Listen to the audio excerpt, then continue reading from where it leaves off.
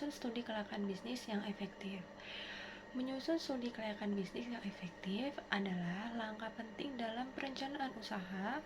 Proses ini bertujuan untuk mengevaluasi potensi keberhasilan suatu proyek atau usaha dengan mempertimbangkan berbagai aspek, termasuk pasar, teknis, dan keuangan.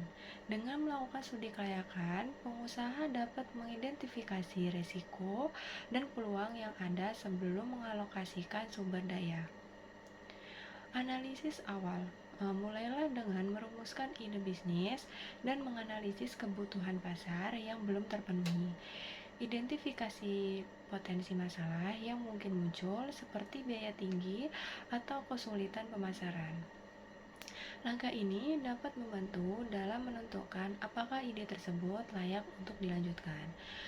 Yang selanjutnya yaitu ada riset pasar. Dengan melakukan survei pasar untuk menentukan data akurat mengenai demografi, tren industri, dan analisis pesaing. Informasi ini penting untuk memahami posisi bisnis Anda di pasar dan potensi pendapatan yang dapat dihasilkan. Jika perlu, pertimbangkan untuk menggunakan jasa riset pasar profesional agar hasilnya lebih komprehensif. Kelayakan teknis dan operasional. Tentukan aspek teknis dari bisnis termasuk teknologi yang diperlukan dan infrastruktur yang mendukung. Rencanakan juga organisasi dan operasi bisnis secara rinci, menyangkut biaya awal dan operasional. Ini akan memberikan gambaran jelas tentang bagaimana bisnis akan beroperasi sehari-hari. Selanjutnya ada analisis keuangan. Siapkan laporan proyeksi laba rugi yang mencakup estimasi pendapatan dan biaya. Evaluasi kelayakan finansial dengan menghitung pengambilan investasi serta biaya operasional.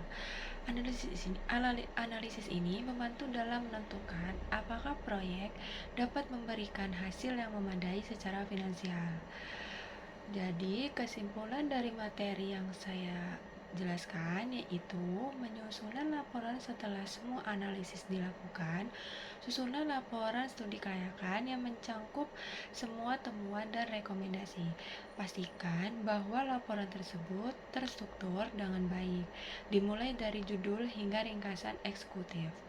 Laporan ini tidak hanya berfungsi sebagai panduan bagi pengusaha, tetapi juga sebagai alat komunikasi kepada investor dan